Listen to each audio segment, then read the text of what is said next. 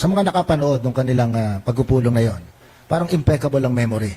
Sabi nga nung iba ano kayang iniinom na bitamina ng mga nagpapakilalang ex-marines? Kasi memoryado pati yung PEXA. Samantalang tayo, yung inulam natin 3 days ago, di natin maalala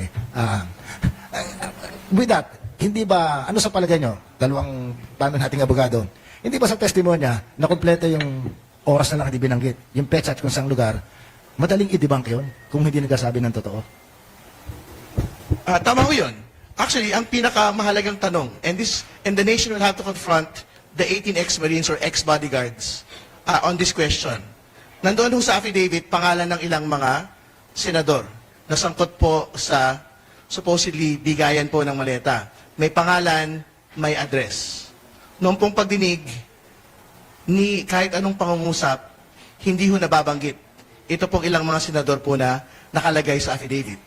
Hindi ho ba? Hindi ho ba dapat ang ginawa roon, inusisa ang bawat detalye ng affidavit, pero dito sa mga partikular na mga personalidad po na ito, mga senador, may address. Andun pa nga yung isa sa pagdinig mismo.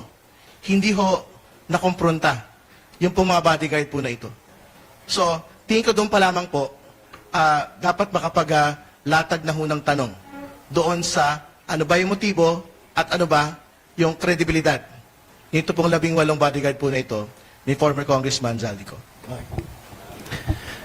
Dito lang sa issue ng 18 Marines, no?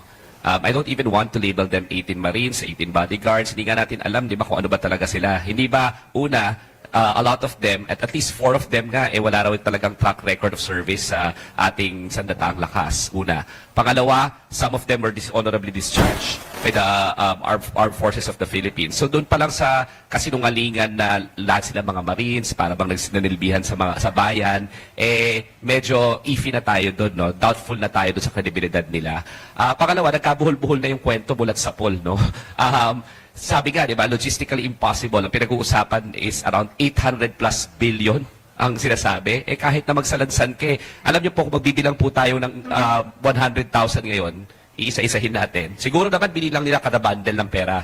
Di ba? Bago nila ilagay ko saan man. Magbilang tayo ng 100,000 lang ngayon, it will take us around 30 seconds to a minute. Depende kung gaano kakabilis, no?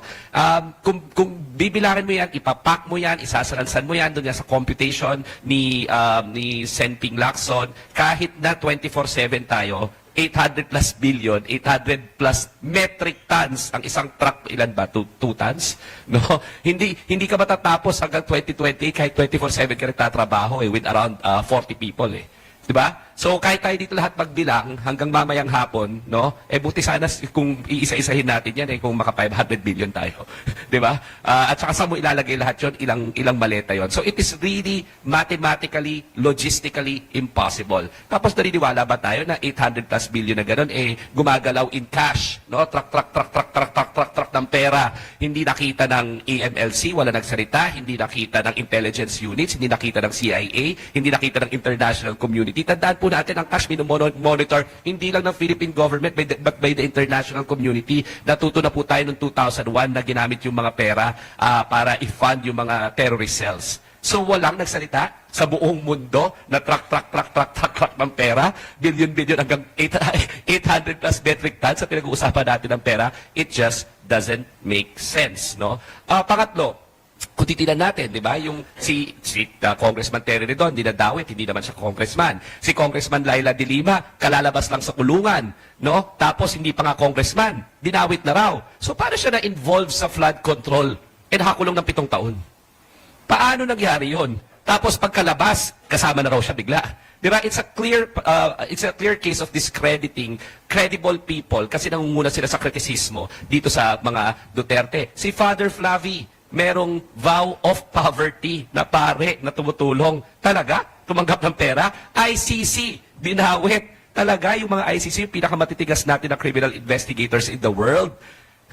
Na grabe po ang pagsasala ng credibility dyan, ng track record. Hindi ka basta-basta. Tapos tatanggap ng ganyang mga pera, all of a sudden, no? And then, kung titingnan mo, si Manny Villar, si Loren Legarda, kasama daw doon sa listahan bakit hindi na dinidiscuss? At sino ba talaga ang nagte-testify? Sorry, si Mark Villar.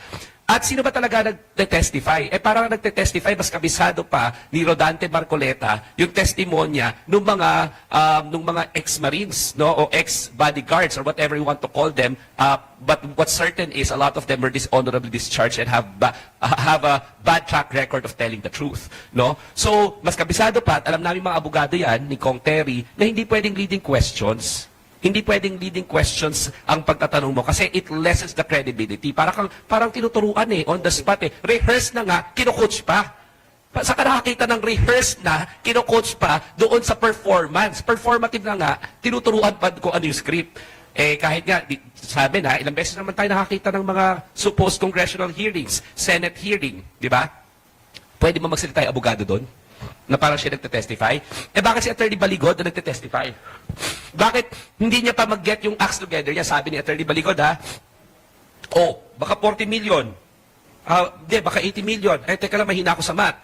Mga 40 million, tapos sabihin mo na 200 plus million a week. Sabihin mo na, di mga around 800 plus million. Pwede ba yun sa korte? Gaganon ako sa korte, sabihin ko, Your Honor, sabihin nyo na mga ganito po. Hindi ganun mag-testimonya. Hindi, sabi ko nga, kung nasa korte ito ang dali nitong i-cross and ang asarap nitong i-cross examine kasi alam mong sinungaling, no? Bakit ginagawa at bakit pinatawag yung supposed Blue Ribbon Committee hearing na yan? Bakit sila nagmamadali ng mga oras na yon? Bakit? Kasi alam nila this will not stand in court, which is why they need Alan Peter Cayetano's Facebook Live. Diba? Kaya kailangan nila ipakita sa media para lang i-pollute yung mga utak natin, i-divert na naman yung attention from the real issue. The real issue here is the Senate as an institution is not performing because of what's happening in theatrical. At again, this is an attempt to block accountability insofar as the impeachment is concerned, insofar as Sara Duterte is concerned. So inherently, nagkakabulbul lahat yung mga kwento, hindi malinaw, talagang halata mong sinungaling, rehearse, walang credibility yung mga witnesses, and this is just a clear attempt to divert us from the real issues. The real issues, yung confidential funds ninakaw, di ba? But yung mga totoong issue na hindi nagpa-perform yung Senado as of the moment because of all these theatrics. Anong narinig ng isang matandang congressman, yung pangalan niya, sumugod siya. Anong take mo doon na Attorney Dino nung nagsalita si Congressman Alvarez at kinumpronta yung salaysay laban sa kanya? Nakakatawa, di ba, consistent yung rhetoric niya doon sa nangyayari kay Kong Terry tsaka kay Kong Laila. Sinusubukan silang patahimikin Pagdating ko po doon, nung una wala nung pinapaboto ako Pinapaboto ako, sabi niya, di ba, sa impeachment. Nung nag-no ako, nung sinuporta ako impeachment, nandun na ako Nakalagay na yung pangalan ko They're weaponizing the 18 Marines, no? Or the 18 sinungalings, ang tawag ko sa kanila. Hindi 18 Marines, 18 sinungalings. They're weaponizing them. Tingnan nyo po, napanood na po natin dati ito. They will be using incredible people, no? Yung wala talagang credibility whatsoever as a weapon, as a political tool para matarnish yung reputation ng mga taong lumalaban kay Rodrigo Duterte. Ginawa nila kay Laila de Lima yan. Kung maalala ninyo, sila Peter Co, sila Kerwin Espinosa, di ba? Mga, or tsaka yung napakarami pang mga convicts. Convicts, ginamit kay Laila de Lima. Di ba? Si Peter Co, sinaksak pa muna. Nag-pierce pa yung kutsilyo sa lungs niya. 2 days after, puwersang dinala doon sa House of Representatives para supposedly mag-testify. And everything, ang ginawa lang, magtuturo. Ginawa na rin yan kay Janet Napoles. Diba? Walang mga kredibilidad, tapos i-hold hostage kahit sino mga politiko. Pero what's certain is, binibigyan natin sila masyado ng absolute na kapangyarihan para siraan itong mga matitinong mga lingkod bayan natin. No? And ang meron lawang sila, laway. Laway tsaka picture sometimes na nagpa-picture sila sa isang public space. Ganyan na ginawa kay Laila de Lima nung pinakita yung picture ni Kerwin Espinosa na hindi nga maalala ni Laila de Lima. Ako nga po isang private individual, ang daming pag naglalakad dyan, may mga nagpapapicture. Paano pa kaya yung mga public individual, no? Anyone can produce those photos. So, let's not make incredible sinungalings so powerful to the point that they're being weaponized to hold hostage our serious and honest lingkod bayans.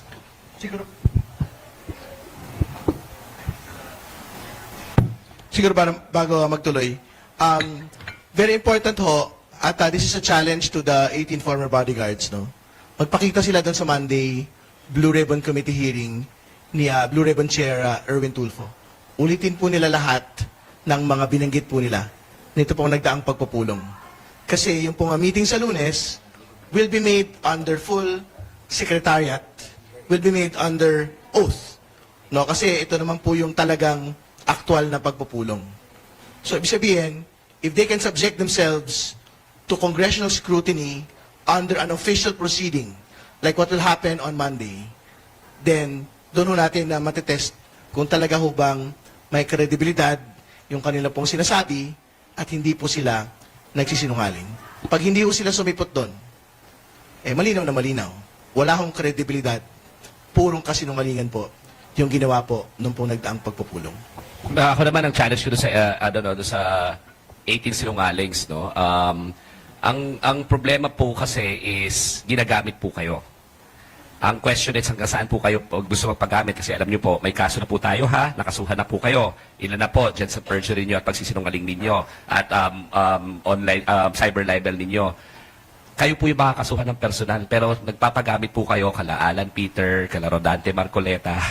Pero kayo po yung nakakasuhan, no? Alam niyo po, itong mga ito, sila nga in relation to the 18 Marines expose, may kaso ba sila? Wala.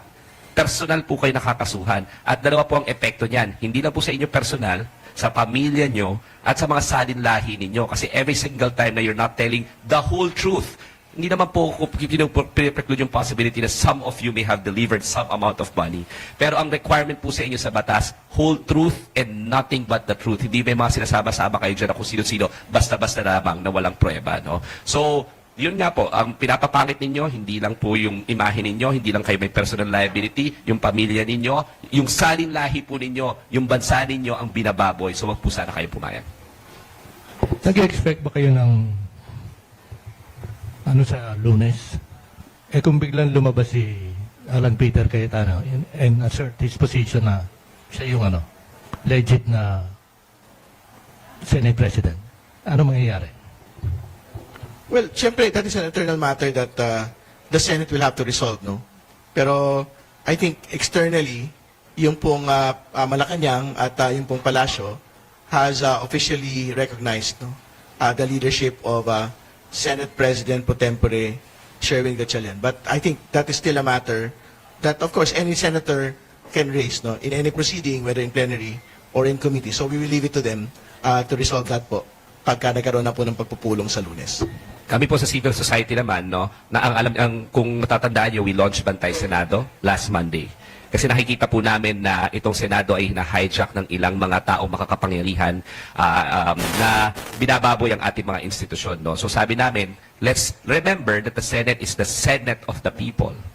Senado po natin yan, hindi po yan Senado ni Alan Peter Cayetano. No? So magbabantay po kami, magmamatsyag, at saka sa amin, no, kahit naman po sino, kahit ako po siguro, baka pwede ako pupunta sa Senado bukas, sabihin ko ako ang Senate President.